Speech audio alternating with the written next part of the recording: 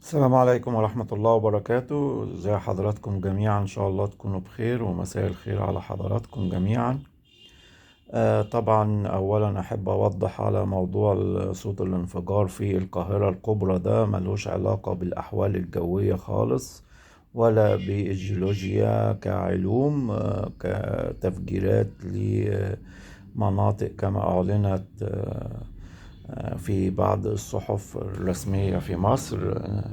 الانفجار ده نتيجة تفجيرات في أعمال إنشائية في مناطق قريبة من القاهرة الكبرى، فسمع دوي الانفجار الشديد ده. وطبعا الانفجار الشديد ده ما يأثرش على زيادة سرعة هواء، ولا يأثر على زيادة مطر، ولا يعمل زلازل، ولا ملوش علاقة خالص بالمواضيع دي خالص. يعني دي حاجة تانية خالص. يعني ولا علم ولا زلزال يأثر في زيادة سرعة هواء ولا زيادة مطر أو كذلك، يعني سواء مطر أو رياح تأثر على حدوث الزلازل. ده لوحده وده لوحده يعني. وبالنسبة للأحوال الجوية خلال ساعات اليوم النهاردة باقي اليوم، تكاثر مزيد من السحب الركامي المتوسط والسحب الركامية. يصاحبها في بعض المناطق سقوط أمطار خفيفة، خاصة على مناطق من البحر المتوسط وشمال الدلتا. الفرص تبقى أعلى مع تقدم ساعات غدا إن شاء الله بعد الظهر، مع هبات رياح منخفضة في درجات حرارتها بشكل كبير، حيث تنخفض درجات الحرارة 5 درجات عن اليوم على معظم المناطق، خاصة المناطق الشمالية. تدريجيا تبتدي توصل على باقي مناطق وسط وجنوب مصر، مع فرص للأتربة والغبار طبعا، ودي من أساسيات هبات الرياح الشديدة. معدية على الصحراء تتشبع بكميات كبيرة قوي من بخار المية. ويوم الجمعة توالي درجات الحرارة انخفاضها أكتر، والسبت كذلك. يوم الأحد وارد تبتدي ترتفع درجات الحرارة. هبات الرياح بكرة الشديدة قريبة ليوم الأحد الماضي بشكل ملحوظ، يعني قريبة بشكل واضح قوي. لكن يوم الجمعة والسبت هبات رياح أقل كتير، ولكن ما زالت شديدة بشكل ملحوظ.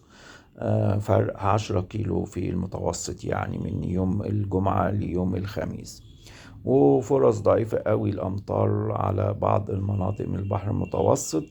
أمطار متوسطة الكمية، قد تكون رعدية على مناطق من البحر المتوسط. البرق والرعد على معظم الدلتا أو معظم باقي شمال مصر فرصته ضعيفة للغاية، ويعتبر منعدم على وسط الدلتا وجنوب الدلتا والقاهرة الكبرى وشمال الصعيد. طبعا ما فيش أمطار أصلا، وإن حدثت بتبقى حاجات خفيفة جدا يعني غير مؤثرة في أي شيء. وخاصة القاهرة، على عموم القاهرة الكبرى يعني مناطق منها. لكن توالي درجات الحرارة ارتفاعها الطفيف يوم الأحد إن شاء الله والاثنين، ثم تعود الانخفاض مرة أخرى. والوضع ده مستمر معانا، ارتفاع وانخفاض في سرعات هبات الرياح على مدار أسبوع على الأقل، ولكن مش هتكون زي هبات الهواء غدا إن شاء الله الخميس. وهبات الهواء بتكون ما بين الساعة 2 مساء ذروتها لحد الساعة 5 مساء. قبل كده بتكون أقل بشكل ملحوظ، وبعد كده بتكون أقل تدريجيا. بتبتدي الرياح تزيد تدريجيا وبعدين تبتدي تقل تدريجيا.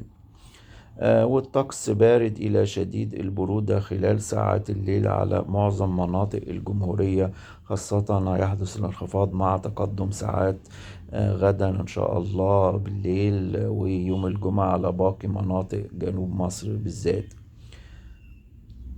ومزيد من التفاصيل إن شاء الله على اللايف النهاردة بالليل من 7 ل8، وكل يوم إن شاء الله على صفحة الفيس علي محمود محمد الأحوال الجوية، وقناة اليوتيوب كذلك.